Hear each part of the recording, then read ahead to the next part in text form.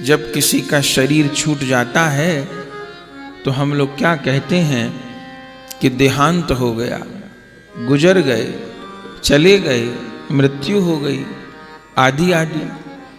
पर कौन चला गया, कौन गुजर गया, किसका देहांत हो गया? जिस शरीर को इतने दिनों तक देखा था, छुआ था, व्यवहार किया था, वो शरीर तो जैसा का तैसा रखा होता है। न वजन कम हुआ, न रूप रंग बदला, लेकिन घर के लोग अब रखने को तैयार नहीं है।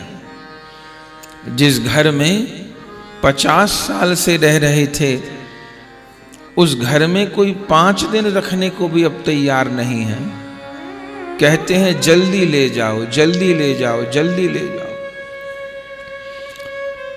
तो उस शरीर की इतनी महिमा थी, पर कब तक?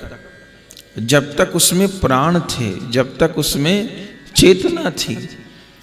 और जैसे उस चेतना ने, अब उसको प्राण कहे, आत्मा कहे, रूह कहे, जो कहे, उस चेतना ने शरीर को छोड़ा तो क्या हुआ? शरीर इतना अशुद्ध हो गया कि छूने से नहाना पड़ रहा है। मृतक शरीर को छूने से वस्त्र समेत नहाना पड़ता है। जिस घर में मृत्यु हो जाए उसमें सूतक लग जाता है। 13 दिन तक, 12 दिन तक कैसे कैसे सूतक की निवृत्ति होती है। तो पहले तो घर परिवार के लोग कहते थे साथ जिएंगे साथ मरेंगे, और अब शरीर को छूने से नहाना पड़ रहा है। छूने से पाप हो गया। क्यों? ऐसी उसमें क्या कमी आ गई? अरे जिसके प्राण चले गए वो तो उल्टा पाप करने से बच गया। अब अच्छा नहीं कर सकता तो बुरा भी नहीं कर सकता। लेकिन शव को छूने के बाद स्नान होता है, वस्त्र सहित स्नान होता है।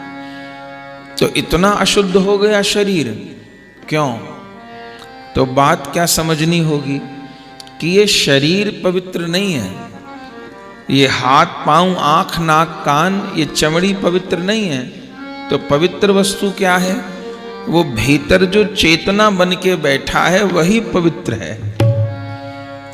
यदि उस चेतना ने देह का त्याग कर दिया तो ये शरीर फिर बहुत अपवित्र है। ये जला देने के लिए, फेंक देने के लिए, बहा देने के लिए, गाड़ देने के लिए है।